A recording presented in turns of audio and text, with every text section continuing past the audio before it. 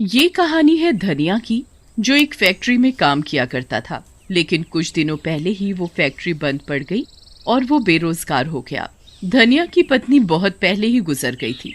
धनिया की एक 10 साल की बेटी सिया भी थी। वैसे ही उसके घर का गुजारा बहुत मुश्किल से चलता था। ऊपर से उसकी नौकरी भी चली गई तो घर चलाना और भी मुश्किल हो गया। नौकरी चले जाने की बात उसने सिया को नहीं बताई। रोज की तरह धनिया सुबह घर से निकलता नौकरी की तलाश में और शाम को नौकरी ना मिलने पर थका हारा वापस घर आ जाता। सिया, सिया, ओ सिया बेटी। अरे बाबा, आप आ गए फैक्ट्री से? पर आज भी मैं तेरे लिए रंग और पिचकारी लाना भूल गया। अरे कोई बात नहीं बाबा, कल ले आना। फैक्ट्री के सेठ ने बोला है होली पर सबको दिवाली की तरह बोनस मिलेगा। जब बोनस मिलेगा उन पैसों से मैं तुम्हारे लिए रंग, पिचकारी और ढेर सारी मिठाइयाँ लाऊंगा। सिया को पता था कि फैक्ट्री बंद होने के कारण उसके बाबा के पास अब कोई काम धंधा नहीं है। अब वो किसी की दुकान में झाड़ू लगा लिया करते हैं या पीठ पर बोझा उठाकर 2 पैसे लाकर जैसे तैसे घर चला लेते हैं। कभी कभी तो कोई काम नहीं मिलता तो खाली हाथ ही घर लौटना पड़ता है। एक दिन धनिया काम की तलाश में बाजार की तरफ जा रहा होता है। देखते देखते होली भी पास आ गई। कल होली है और मैं अभी तक अपनी बेटी के लिए रंग और पिचकारी भी नहीं ला पाया। धनिया ये सब सोचता हुआ चले जा रहा था। तभी उसकी नजर एक रंग और पिचकारी की दुकान पर गई। इस दुकान में मुझे जरूर कोई न कोई काम मिल जाएगा, तो मालिक के पैसों के बदले में अपनी बेटी के लिए रंग और पिचकारी मांग लूंगा। मालिक, कोई काम मिलेगा? कोई काम नहीं है, मैं कोई भी काम कर लूंगा मालिक। झाड़ू लगा दूं या झाड़ पोछा कर दूं दुकान में, कुछ भी। एक बार में सुनाई नहीं देता क्या? कोई काम नहीं है मालिक। मैं बहुत गरीब हूँ, मेरे पास कोई काम धंधा भी नहीं है। कल होली है और मुझे अपनी बेटी के लिए रंग और पिचकारी लेनी है। आप मुझे मेरे काम के पैसे के बदले रंग और पिचकारी दे देना। शक्ल से तो तुम चोर लगते हो। काम के बहाने कहीं चोरी करने का इरादा तो नहीं? हाँ, नहीं नहीं, बिल्कुल नहीं। आप एक बार काम देकर तो देखो। ये ऐसे नहीं मानेगा, पता नहीं कहां कहां से चले आते हैं। अरे कोई है, इसे भगाओ यहाँ से। बेकार में मेरा और ग्राहकों का टाइम खराब कर रहा है। चल चल। दुकान का मालिक धनिया को धक्का देकर दुकान से बाहर गिरा देता है और धनिया आंखों में आंसू लिए वहाँ से चला जाता है, पर उसे कहीं भी काम नहीं मिलता। जेब में पैसे नहीं हैं, घर में राशन खत्म होने को आया, अब कैसे घर चलेगा? मैं तो भूखा भी रह लूं, पर बेटी को मैं भूखा नहीं रख सकता। धनिया उदास मन से घर पहुंचता है। क्या बात है बाबा, चेहरा इतना उतरा हुआ क्यों है? अरे कुछ नहीं बेटा, तबीयत कुछ ठीक नहीं है, मैं जाकर सो जाता हूँ। सिया को पता था कि उसके बाबा को कुछ नहीं हुआ है, वो बिल्कुल ठीक है। जब भी उन्हें कोई काम नहीं मिलता वो भूखे सो जाते ताकि राशन एक दिन और ज्यादा चल सके। कई बार उन्होंने ऐसा किया। वो खुद भूखे रह जाते पर सिया को कभी भूखा नहीं रहने देते। अगले दिन होली थी। धनिया चुपचाप सुबह सुबह अंधेरे ही घर से काम की तलाश में निकल पड़ता है, पर सिया उसे देख लेती है। उसके जाने के बाद सिया घर में बने मंदिर के पास जाती है और बहुत रोती है।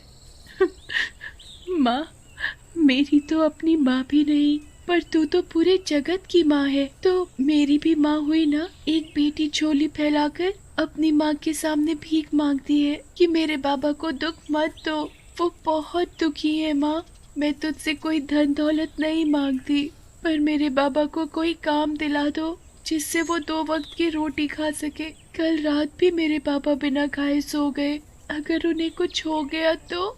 माँ तो पहले ही चली गई इस दुनिया से, पर मेरे बाबा, मैं अपने बाबा को और दुखी नहीं देख सकती।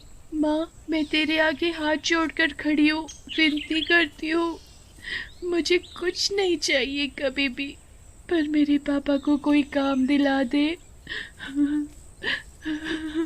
उधर धनिया। आज होली है, हाथ बिल्कुल खाली है। हे ऊपर वाले, कुछ काम दिला दो। 2 पैसे हाथ में आए तो अपनी सिया बेटी के लिए मिठाई और रंग लेकर जाऊं। धनिया ये सब सोचते हुए उसी दुकान के आगे से गुजर रहा था जिस दुकान मालिक ने उसे धक्के देकर दुकान से बाहर फेंक दिया था। उसकी नजर फिर से दुकान में रखे रंग और पिचकारी पर जाती है।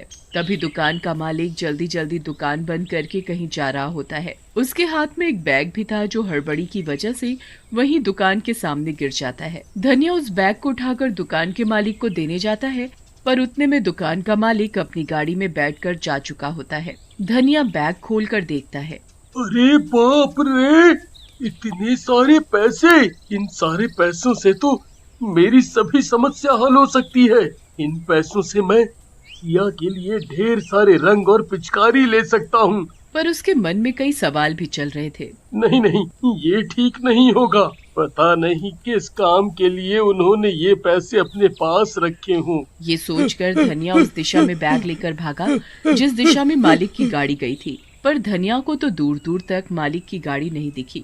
वो वापस दुकान की तरफ गया और मालिक का वहीं इंतजार करने लगा, पर दुकान का मालिक तो वहाँ नहीं आया। फिर उसने आसपास की दुकानों से दुकान के मालिक के बारे में पता करने की कोशिश की, पर उसे कुछ पता नहीं चला।